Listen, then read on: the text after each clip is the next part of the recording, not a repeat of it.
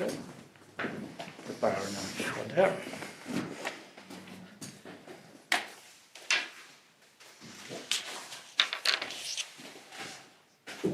Iedereen is binnen.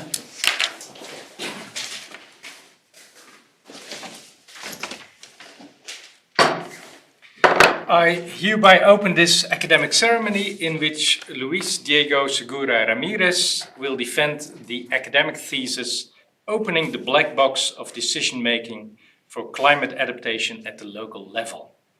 Dear candidate, dear Diego, I invite you to present a summary of your study and the conclusions of your thesis. Thank you, Prorector, members of the Corona, colleagues, friends, family at home. I would like to introduce you to my thesis titled Opening the Black Box of Decision-Making for Climate Change Adaptation at the Local Level. Climate change has become one of the most important problems of the 21st century. Every country, in every continent, every region is facing negative effects from climate change, effects that goes from very heavy droughts, wildfires, floods, stronger hurricanes, and all these negative effects are being felt. Just this collection of news is just being felt in the last 3 years, for example. And the worst part is that the international community still is having troubles reducing the emission of greenhouse gases, which in turn will create more problems in terms of climate change in the future. Every single year, we are now creating a more warmer planet. In the last 4 years has been some of the most warm in the records in human history.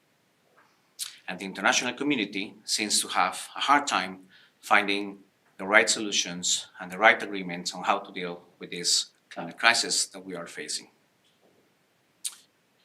The international community has decided there is 2 main pathways to address climate change. In general, there is the first and the foremost important measure, which is mitigation, the reduction of greenhouse gases emissions in the atmosphere. This has been the most important solution addressed since the beginning of climate science.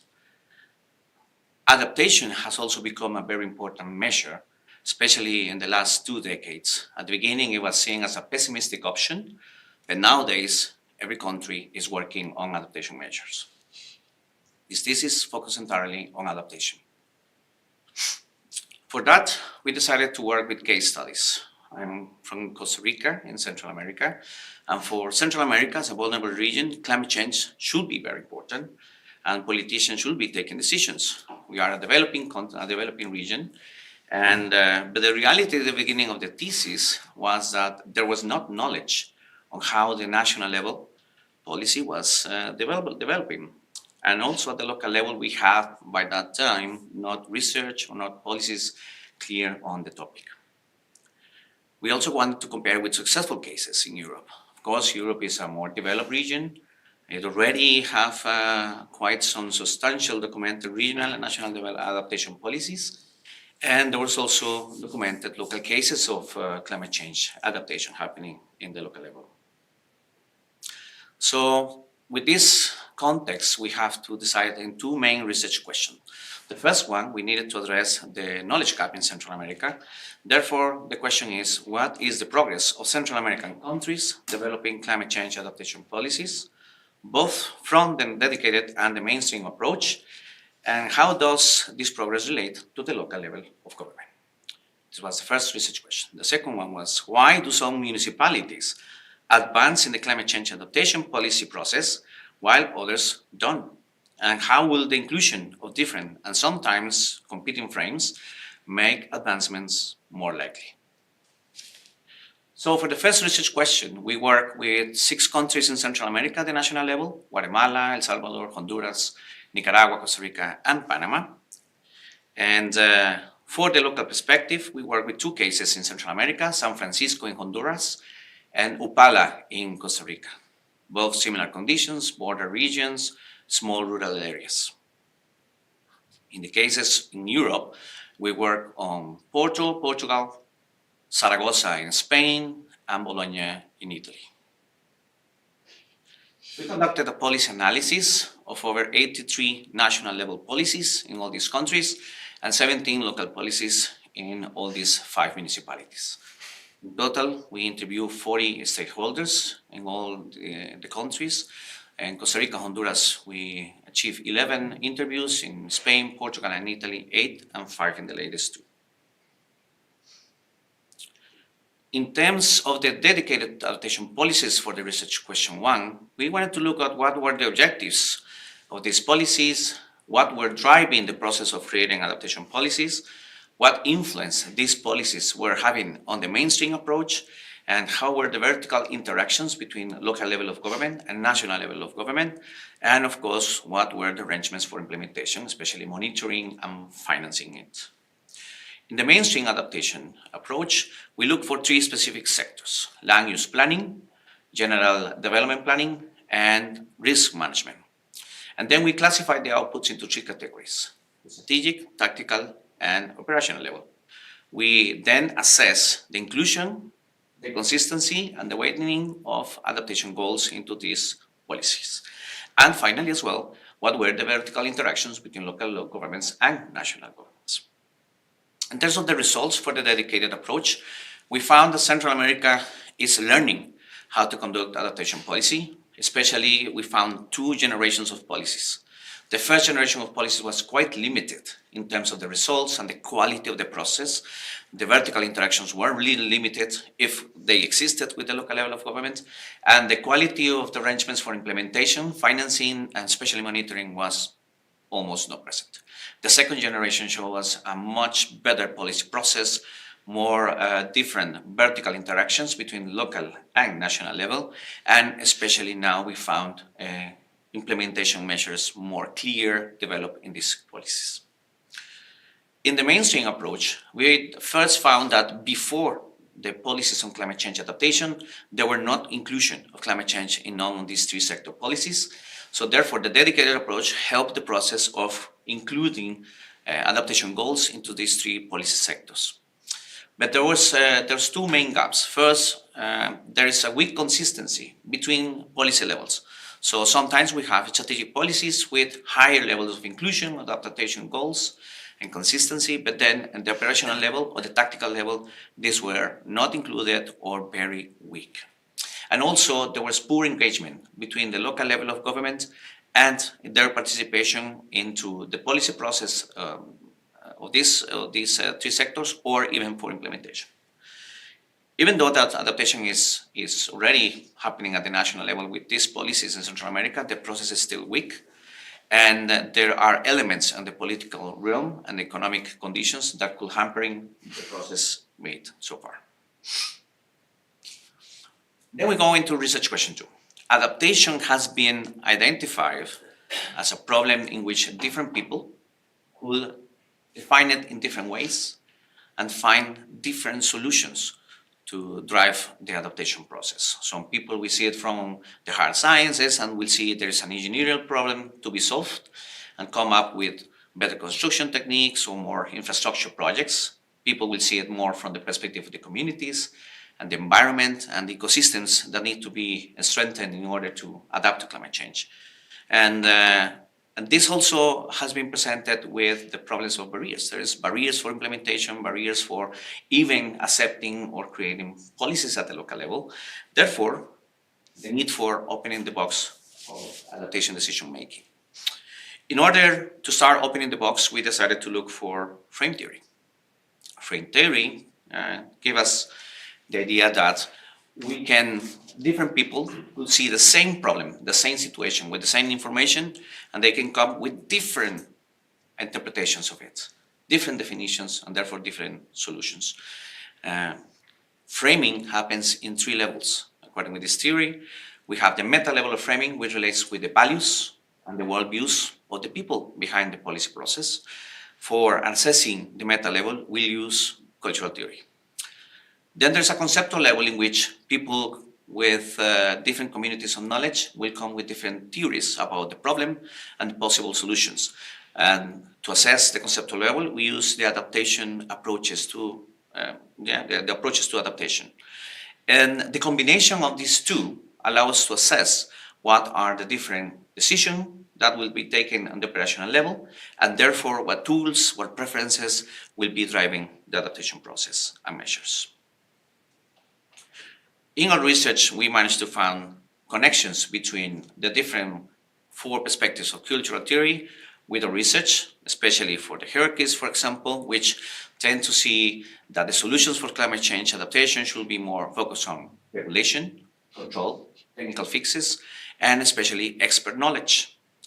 For the individualist perspective, the solutions tend to be more connected to the free market with technological solutions and, in general, human ingenuity. They are more willing to take risks with the environment. The egalitarian perspective is one that is more based on community, and therefore it sees nature and adaptation as a really urgent matter, and we need to go for transformative change. The current system and the current economic system is creating climate change, and we therefore need important transformations. The fatalist perspective is a little bit elusive.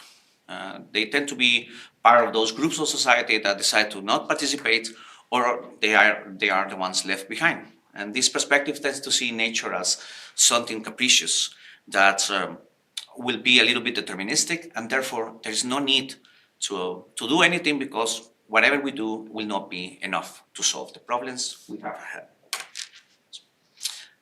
By connecting cultural theory with the 3 adaptation approaches, we managed to find connections between the different cultural perspectives with the conceptual approaches. For example, the hierarchist perspective has strong bonds with the resilience concept, which is more focused on the system, on the big systems, also on the future risks and evolving of the system and how this system can bounce back from different negative stimulus.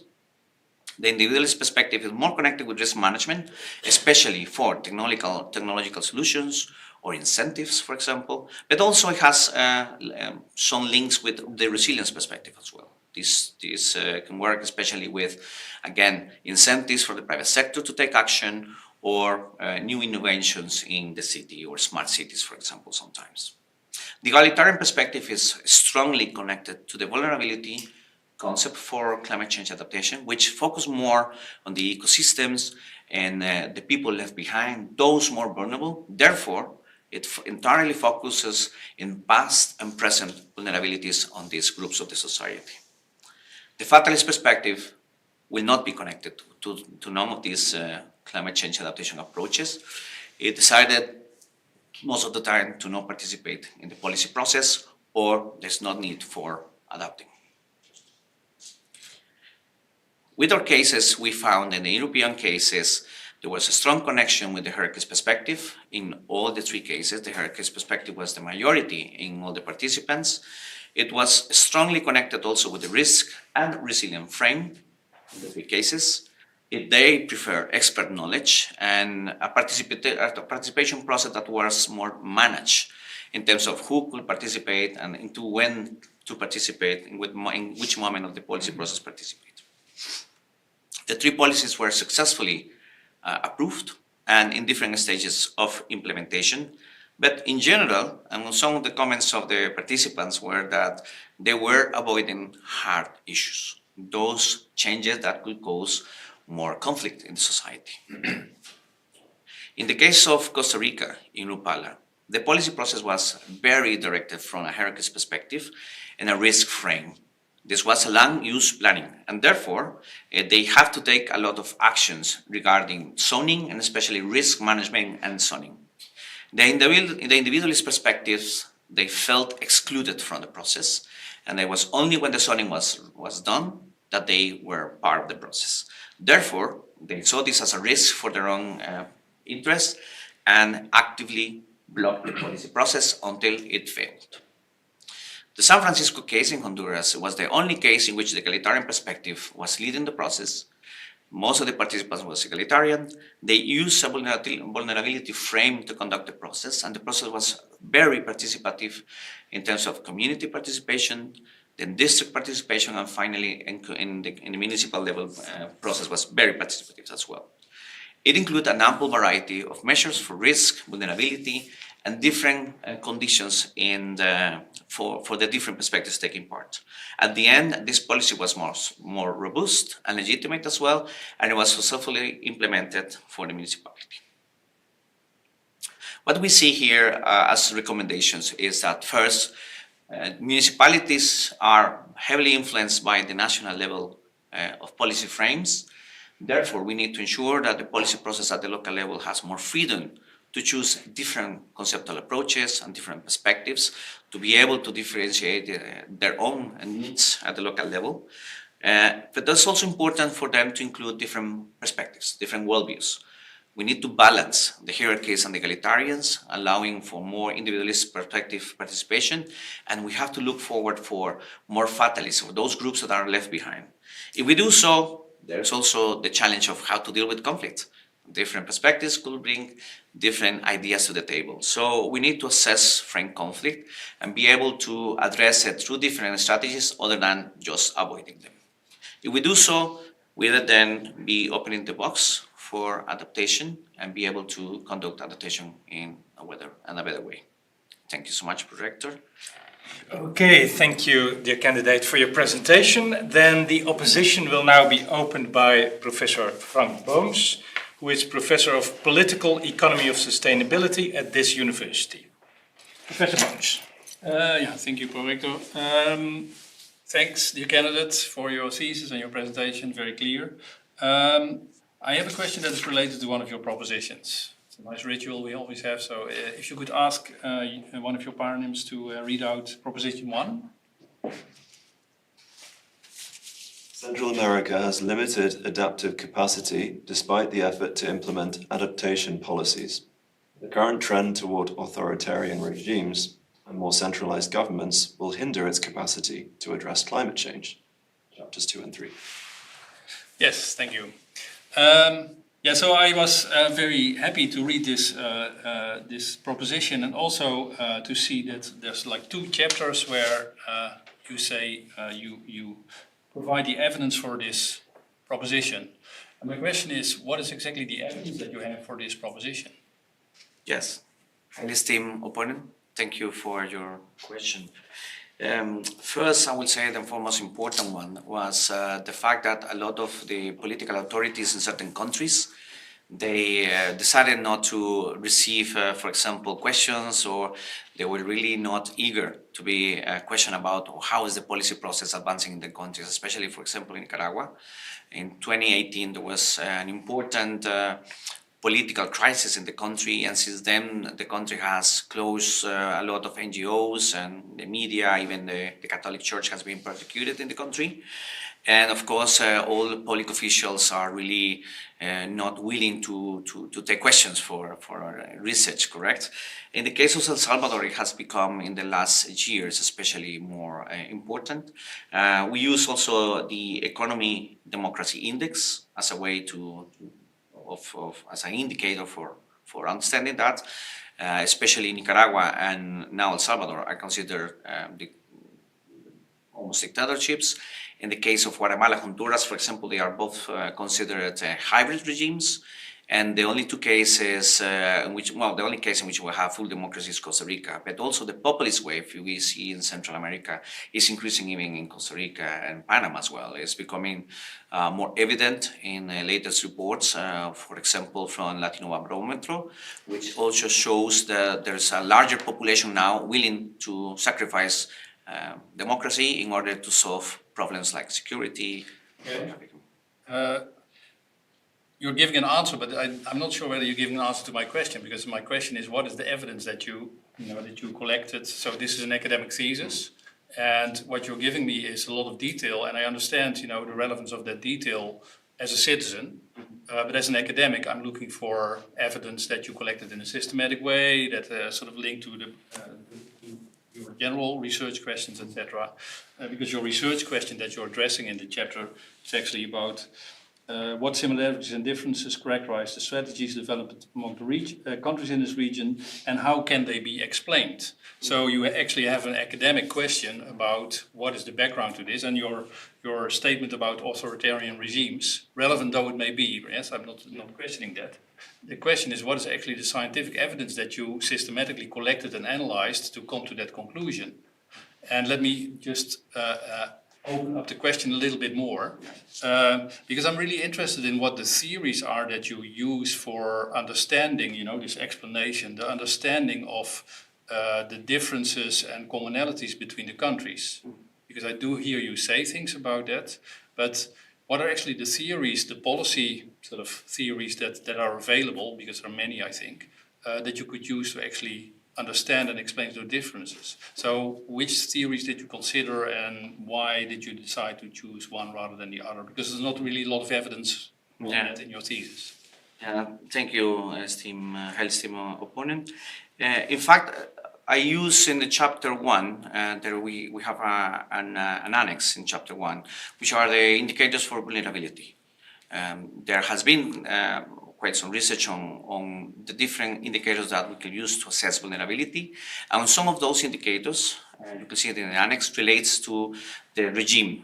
How democratic or not is the regime, how open is the regime for receiving opposition, for example, have a more open... Sorry to interrupt you, but Yes. that allows you to establish a correlation. Yeah. And a correlation is not a theory or not an analysis that gives me insight into what actually explains it. So the question still remains, what is the theory that you use to say there is a correlation, but it's more than just a coincidence that there is a correlation?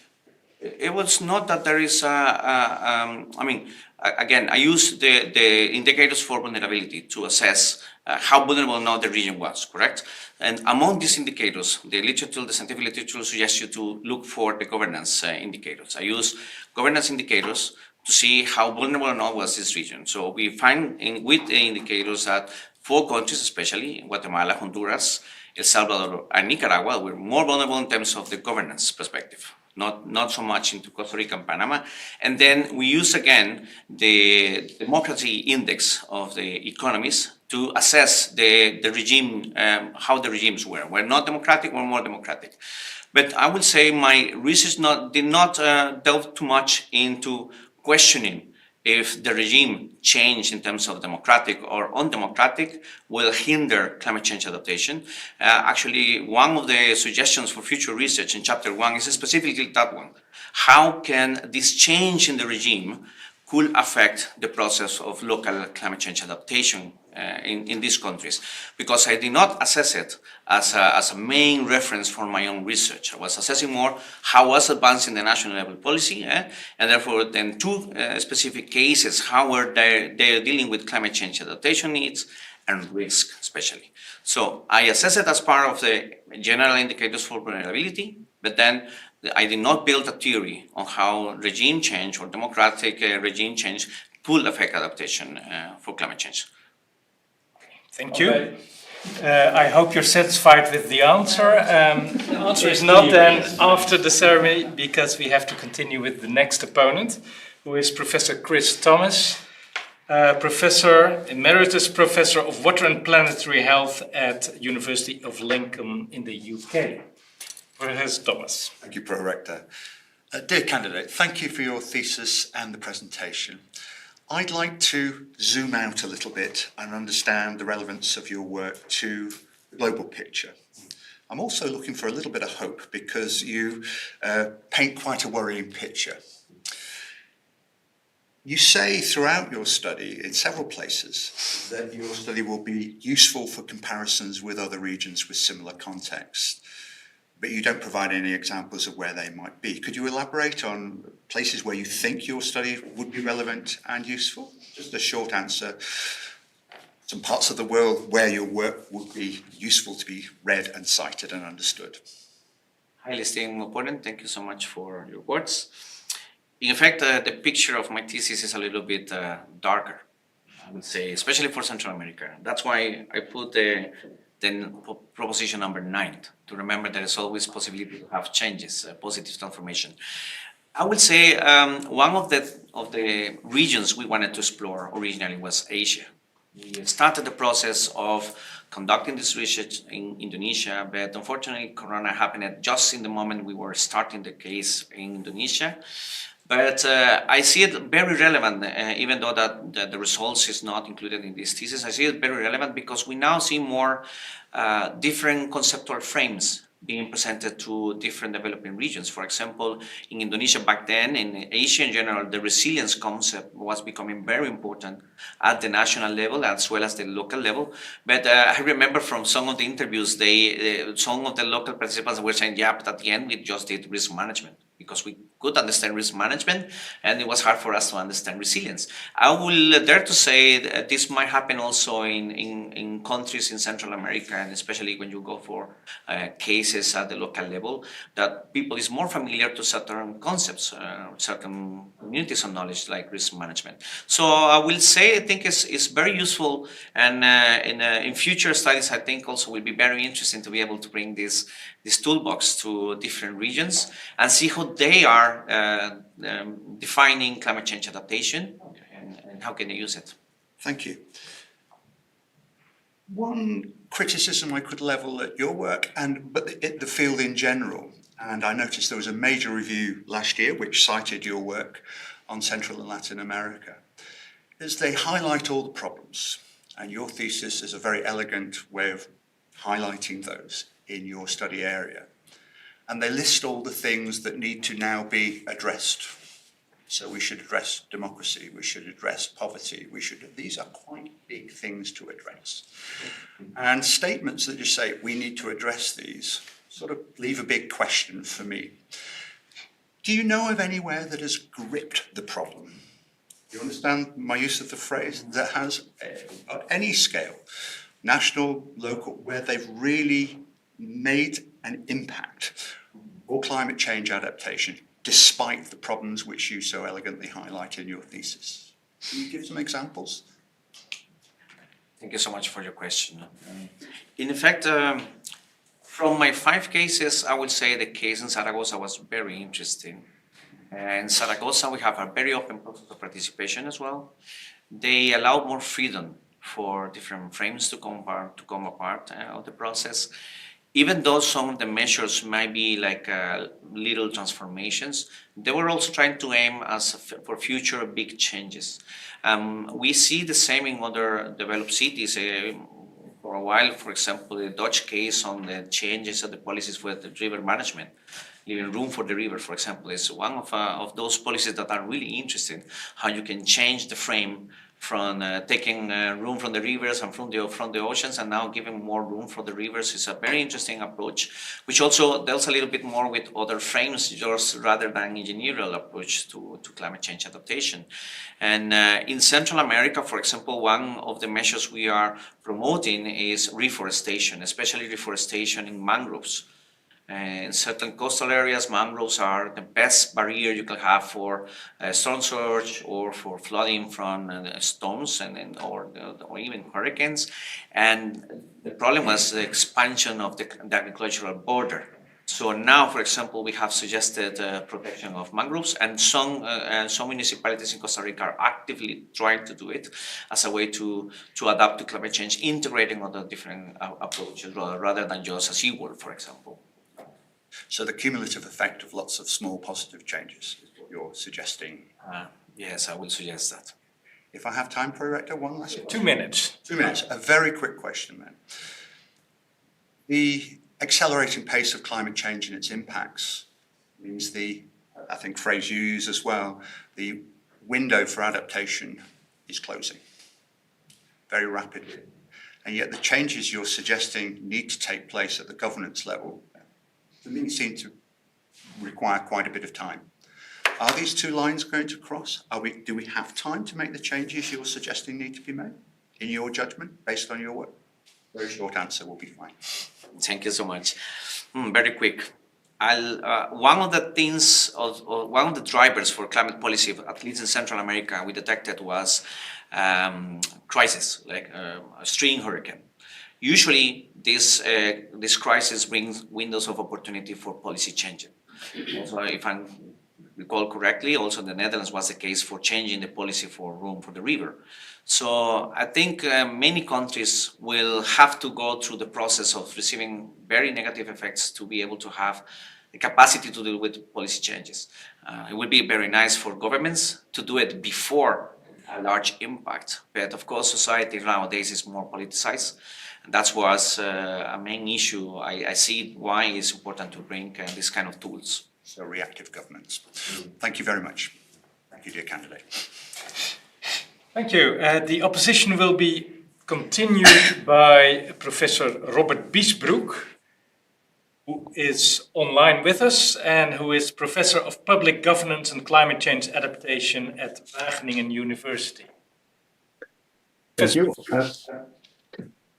Thank you, dear candidate. Congratulations with this milestone. It's of course my task to ask you a couple of questions, and my first question is about chapter 2. So in this chapter you analyze a variety of policy documents. Could you elaborate on how you identified and selected these documents? And my question is particularly around the fact that you decided to leave out 11 more sectoral policy documents out of the 29 you identified due to time constraints. So could you reflect also a little bit on the sort of the methodological implications, so the reliability and validity of your findings given these constraints? Highly esteemed opponent, thank you for your question and your words. We conducted a large number of policy analysis in these countries. Some of the limitations we have, for example, was the fact that we did not conduct interviews. It was only focused on policy analysis. I would say that's a limitation already there. We depended then in the policies itself to be able to classify the different inputs we wanted. And we look for inclusion, if the policy had inclusion or not, the climate change adaptation goals. We look for consistency, how they were addressing the different contradictions that might come from the sectorial goals to the climate change goals. And then finally weighting, how much weight the climate change goals could have at the end of the policy if there were some kind of indications for that. I will say we built a large data set of these policies. It was quite a large data set, and with references to the text, specifically areas of the text of these policies in which the adaptation goals were included, or that adaptation measures were included in the sectorial policies documents. This large data set has not just the references or the quotes in Spanish and English, but also the comment of the survey or the observation why this is connected to consistency or to weighting or if it was limited inclusion or not of climate change adaptation.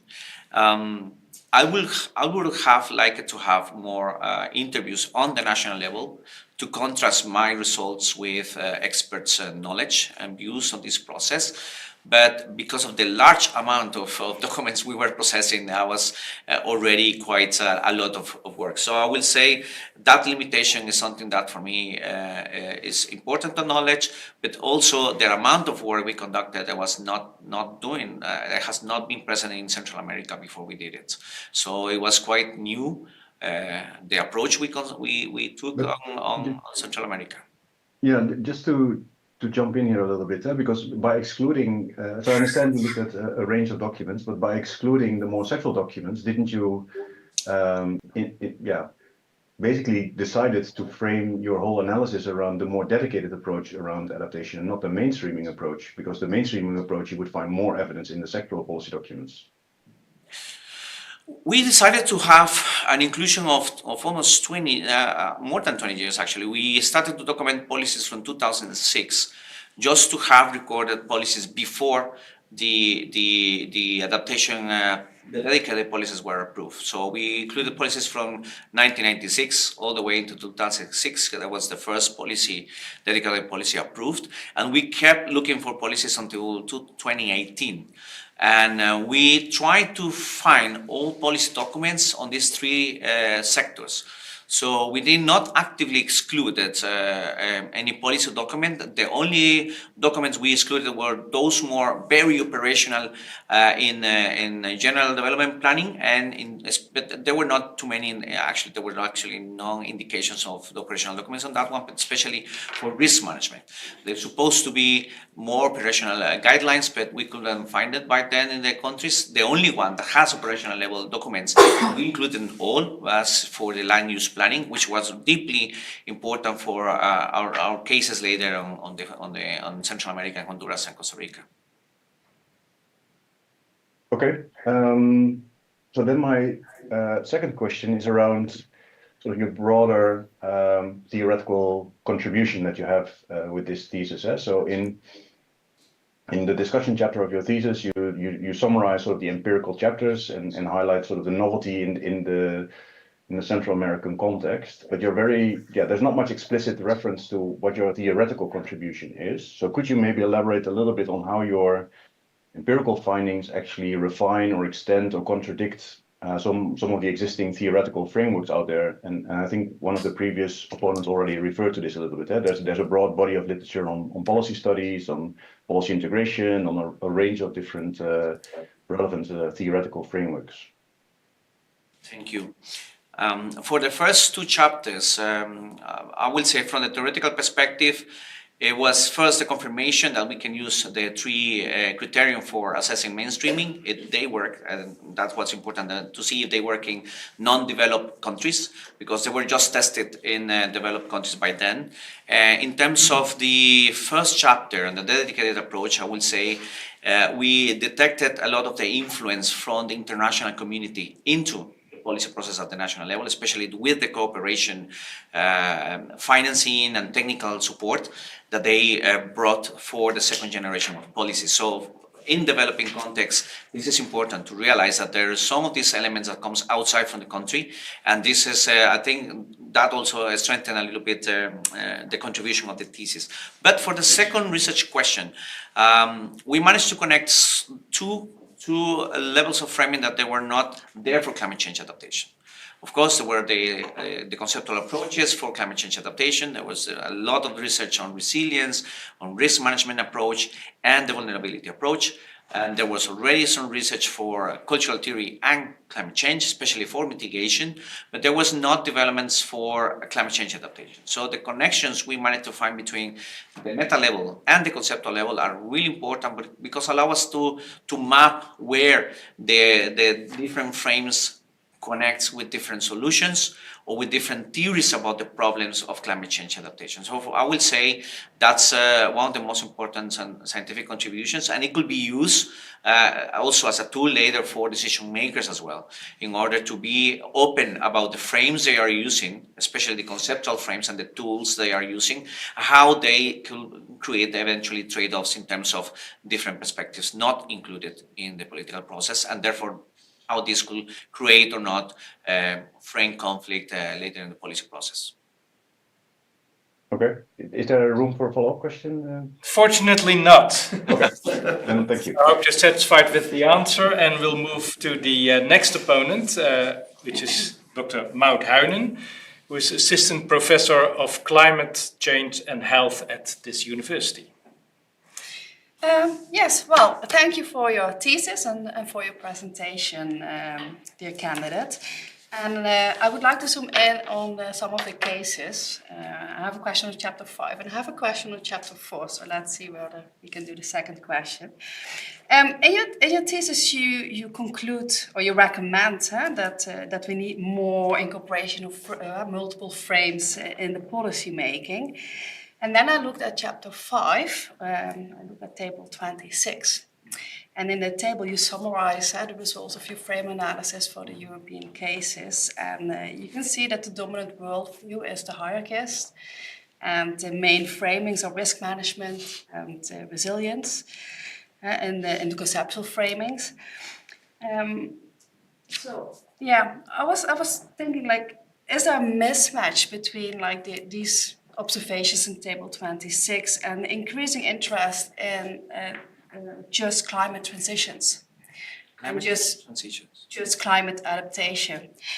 Because if you look at the main framings, risk management and resilience framings, they might not align very well with this increasing interest in just climate adaptation, and perhaps we need more vulnerability framings, but that's not represented in table 26. So how do you feel about this mismatch? Do you think that there need to be more effort to include the vulnerability framings to ensure the just climate adaptation? Distinguished opponent, thank you so much for your questions.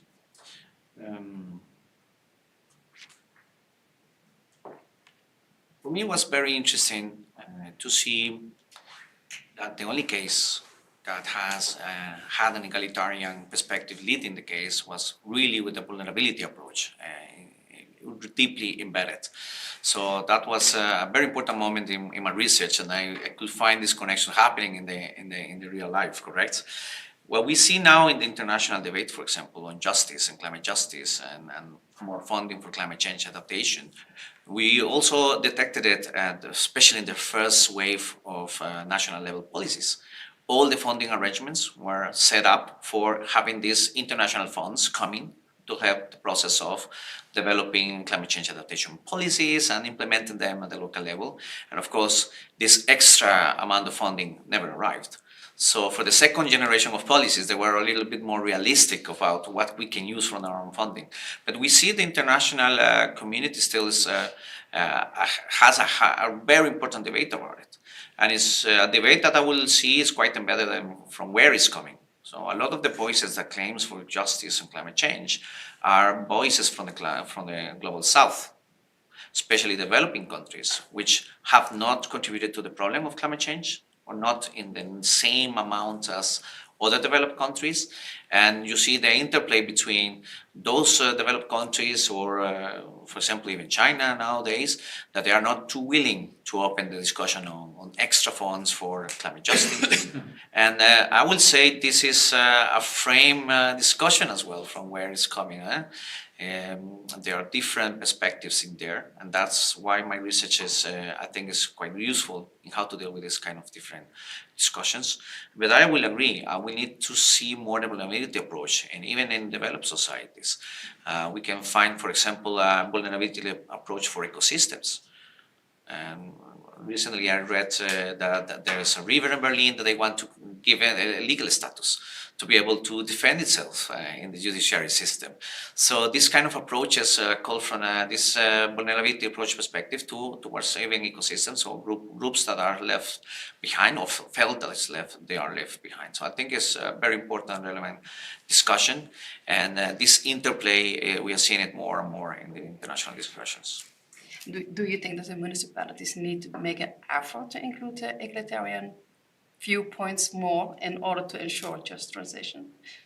It is very important, I agree, especially in developing context, correct? In developing context, you still deal with a lot of poverty, you deal with a lot of need of investments in certain communities, but also you see a lot of degradation on natural resources as well. So these ecosystems need some level of protection as well. They could be used as a way of adaptation. That's why ecosystem-based adaptation is quite important for different municipalities. And I will say that it is an important approach to bring to the table. And again, this is very vulnerability approach and egalitarian perspective to have at the table as well. We have a very short question, but otherwise we move to the next opponent. Very quickly, let's jump to chapter 4, and I looked at the case of Opala. Yes. And then again, you stress we need to include multiple frames.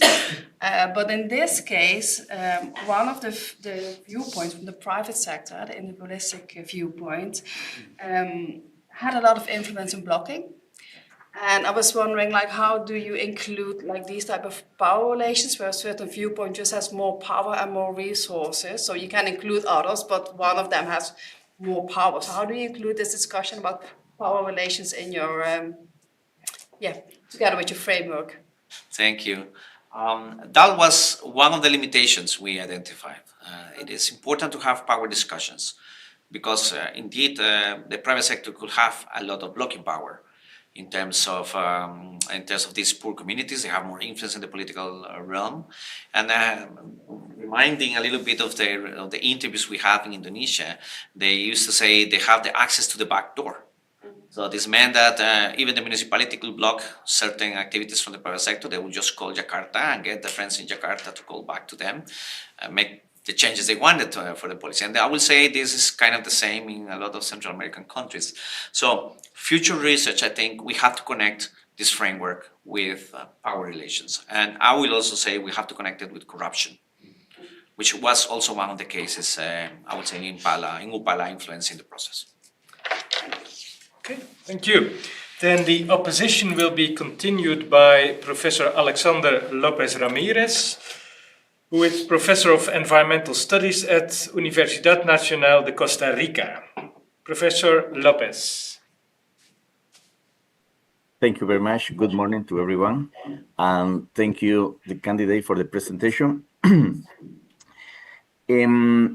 I have a question a little bit, trying to look the agenda ahead that we have in Central America and in Latin America when it comes to climate change adaptation, and a little bit more focus on the policy side of the of your work.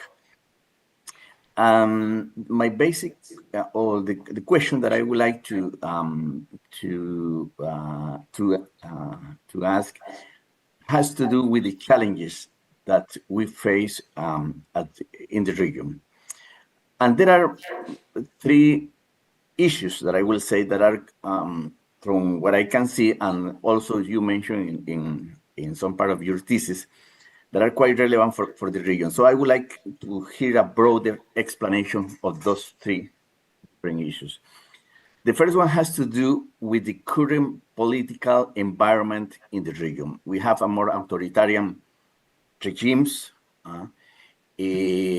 I think that will have implication on how policies at the local level will be implemented when it comes to climate change adaptation, because of this top-down approach, because of this weakening of the scientific and technical evidence, etc., etc.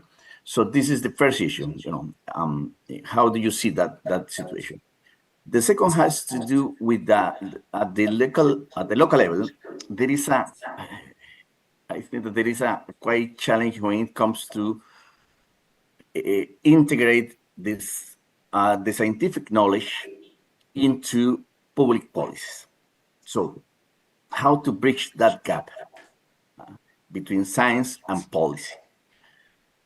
And the last challenge that I would like to hear your broader explanation has to do with this situation that, of course, climate change adaptation policies is a long-term question.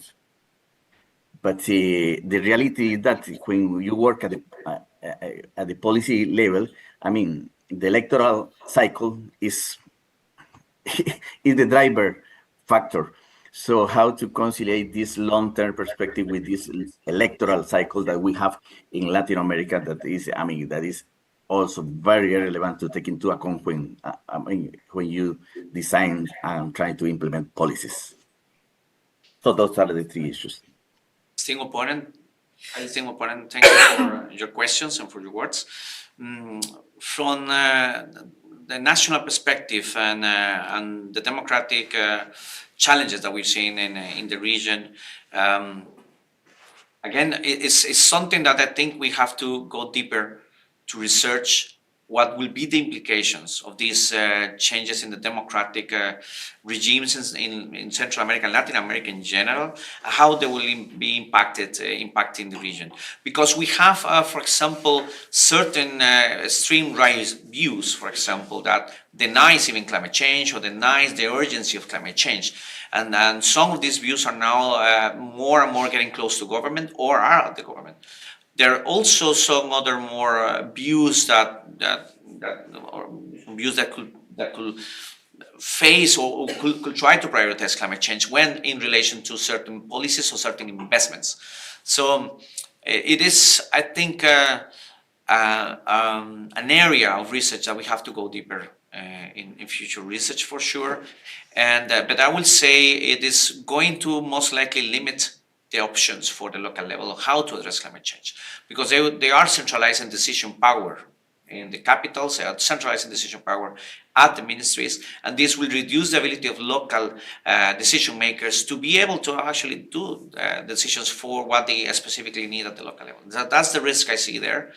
And regarding the political cycles, of course, this is climate change is a long-term perspective, especially for mitigation. I will say nowadays it's even more closer than long-term. For adaptation, of course, due to the vulnerability of the region, and especially for how much change is already happening in our ecosystems and also in the climate conditions, I would say more and more urgently.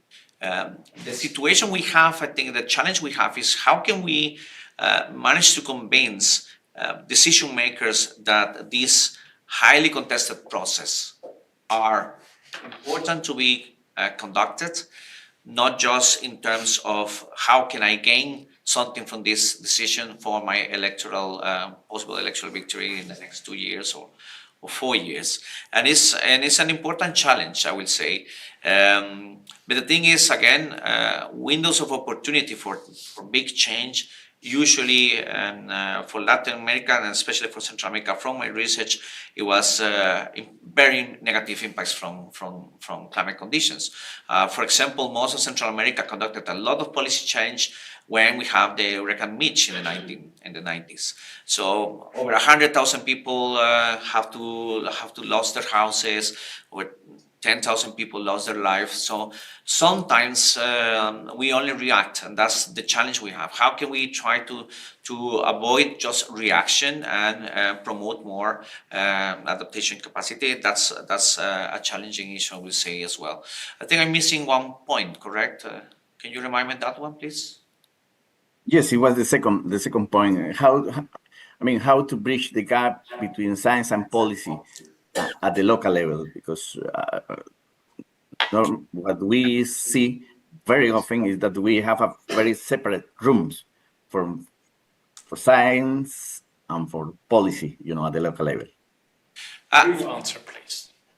Brief answer, please. I would say co-creation. One of the main solutions is work with co-creation. How can we put together the different perspectives and help them to work together with the different sets of knowledge they have? And for that, co-creation with different perspectives, I would say, is quite important. Not just the scientific knowledge, but also local knowledge of the communities or other sectors, rather than just the experts as well. Okay, thank you for your brief answer. Then the opposition will be closed by Dr. Karijn Beumer, who is Assistant Professor of Planetary Health and Global Health at this university. Dear candidate, thank you for your thesis and your very nice presentation.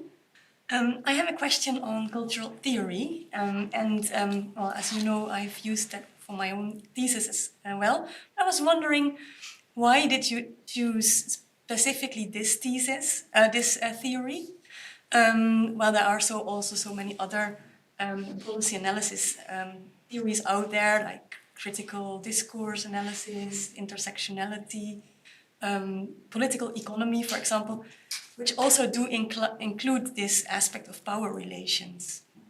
So why cultural theory, leaving that gap on power relations?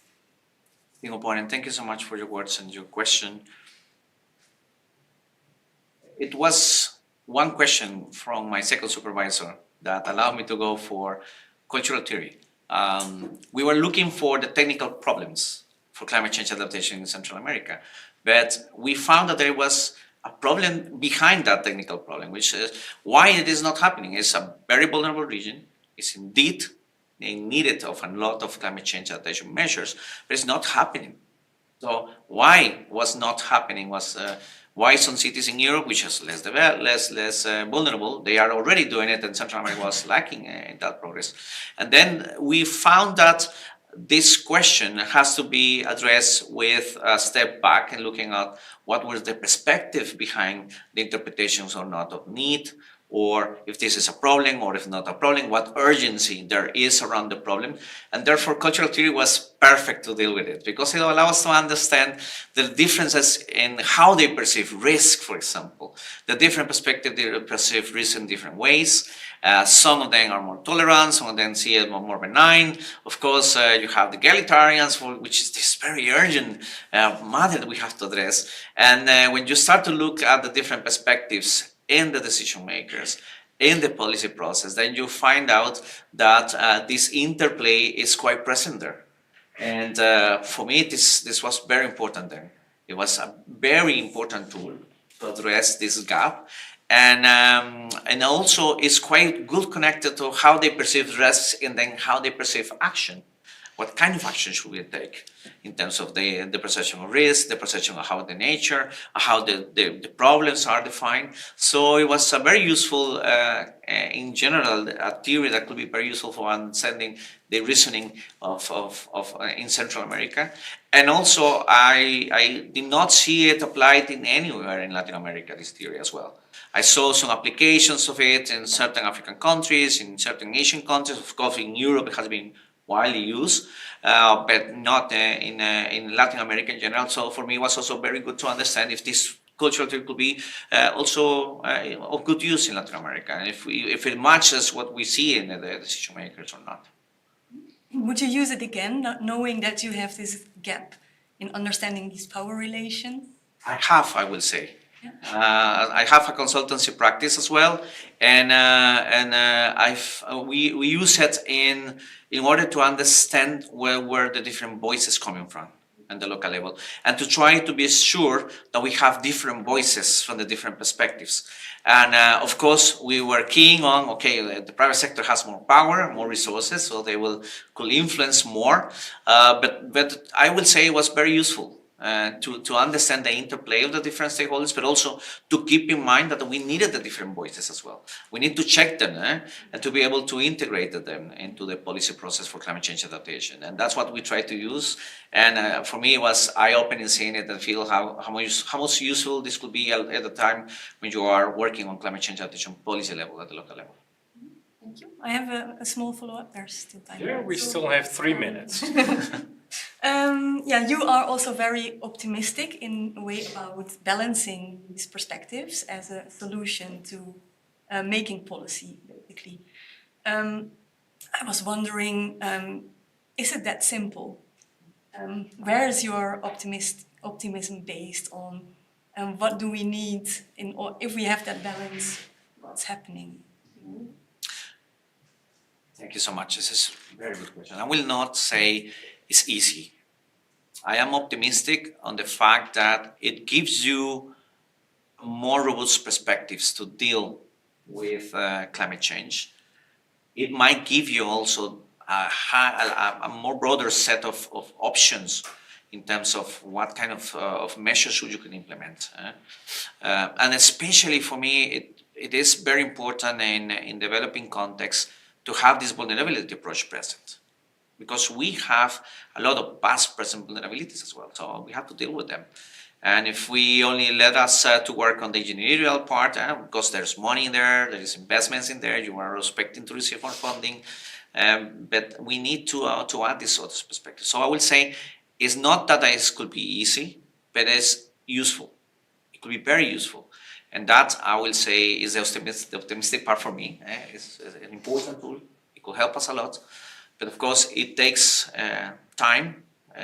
The ones who are leading the process, the decision makers who are running the process, they should be aware of their own frames and should be aware that they need to do the effort to integrate them and to have them time to work together and to hopefully co-create some possible solutions in which they reflect their own perspectives there in the policy process. Thank you very much. I have I could follow up on that also.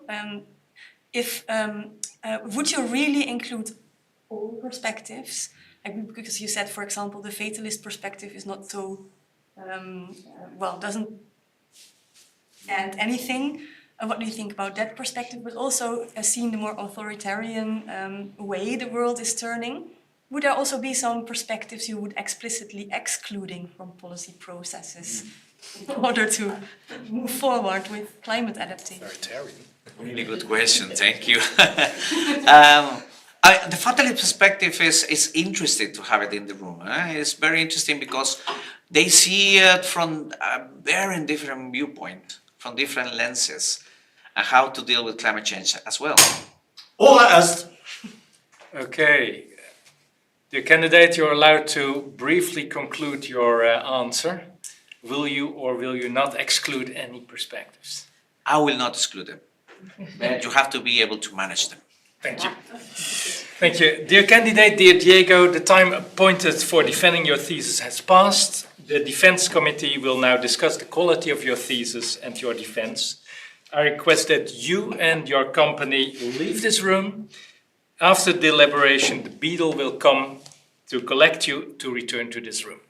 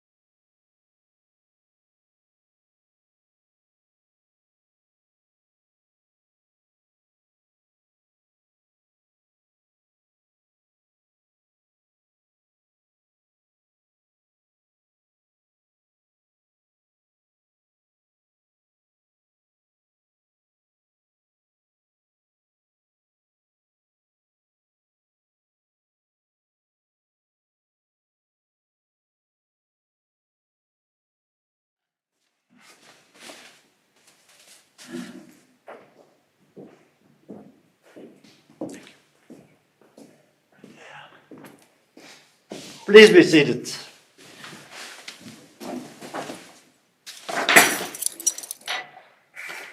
Okay, reopen the session, continue. Diego Segura Ramirez, the defense committee here present, has assessed the quality of your thesis and your defense. In view of its positive verdict and taking into account your previous qualifications, the defense committee has decided to grant you the degree of doctor.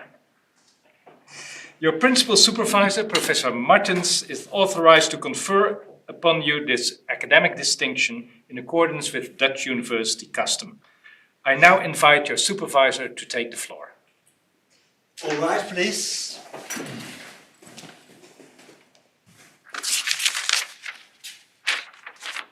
Do you promise to work in accordance with the principles of scientific integrity at all times, to be careful and honest, transparent, independent, and responsible?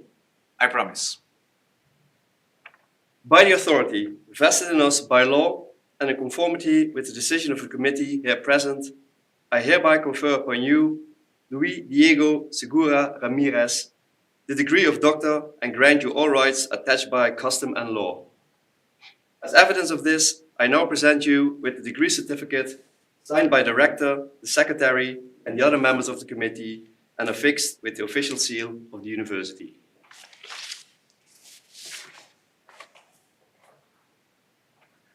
Congratulations. Thank you so much.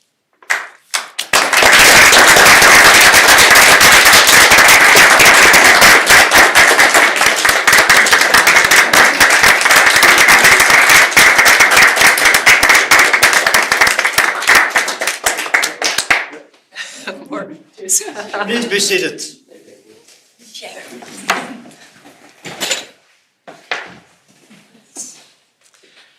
All right, Dr. Segura Ramirez.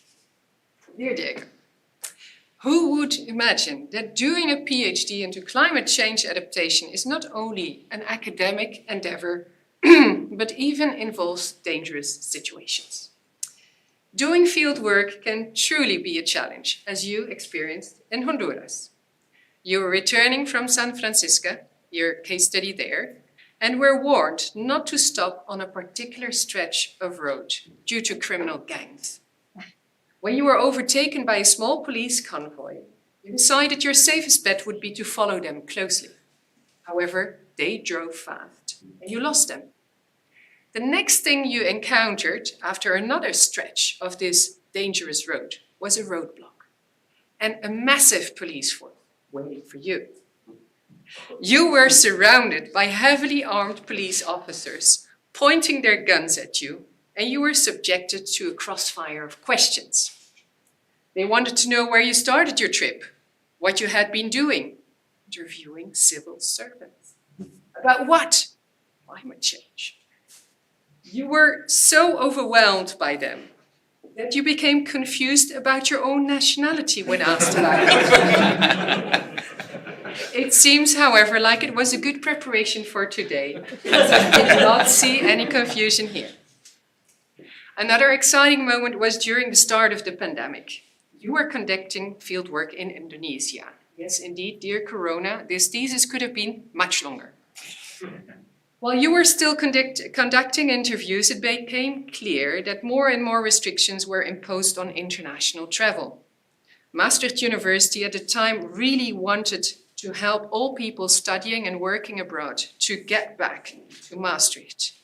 Meanwhile, you were happily continuing with your interviews. When all of a sudden all your appointments with the government got cancelled, and upon my increasingly urgent messages to get out, you managed to rebook your flight. However, KLM decided to ground all planes. You got a ticket for Garuda, the Indonesian airline. They were very, very reluctant to take you on board, as they were not sure if the Netherlands would allow you to enter. With an official letter by you managed in the end to make the trip, arriving in a country in lockdown. I was glad to have you back, but of course it wasn't an easy time. You were worried about your mother back home, and when infections started to rise again in autumn 2020, you decided to go back to Costa Rica. that was a time when Pim and I were a bit afraid about your progress on the PhD. You returned to your job at the university, and as we all know, once you are back, you are very soon submerged in teaching and grading and meetings, and research is something you do in those rare free hours. Fortunately, you managed, although with some hiccups, and today that is rewarded with this diploma. And I can say also on behalf of PIM that we are proud. You mapped climate change adaptation policy for the first time in Central America.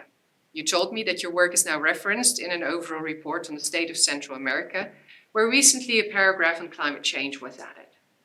You combined cultural theory with different adaptation strategies, which is novel, and you showed us why it is important to make a bigger effort to open this black box of decision-making more systematically and pay attention to different frames. Next to these academic achievements, I've noticed that you are involved in many different things. You are an enthusiastic teacher, and you play an important role in the School of International Relations' teaching program. From what you told me, your time as a teacher for MSI at University College Maastricht here considerably influenced your teaching in Costa Rica as well. And from what I observed during my recent visit, your students like you a lot. You are also a consultant in Costa Rica for a variety of international organizations. You support your family members in many ways. You have helped to write part of the action plan for one of the presidential candidates of Costa Rica for the upcoming elections next February. You're interested in history, in international relations, nature, and football. We had many interesting talks about these topics, except maybe football. And maybe not surprising for someone with so many interests, you seem to know everybody in Costa Rica. And if you don't know them yet, you make an effort to reach out. One could even say about you that you're able to connect with many different perspectives and frames. This brings me to the last part of my speech. When I met my first big earthquake of a magnitude of 5.9 last October in Manuel Antonio, Costa Rica, you indicated it was not even an earthquake, it was a quake. From my perspective, it was a huge and scary thing. Yesterday, you indicated being nervous about standing in front of the corona today. I said it would be fine, and as an experienced teacher, you'd be able to nail it.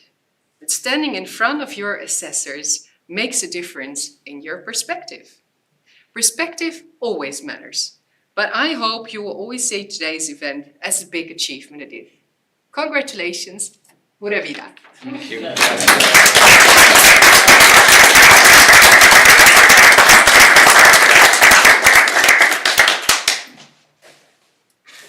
Dear Dr.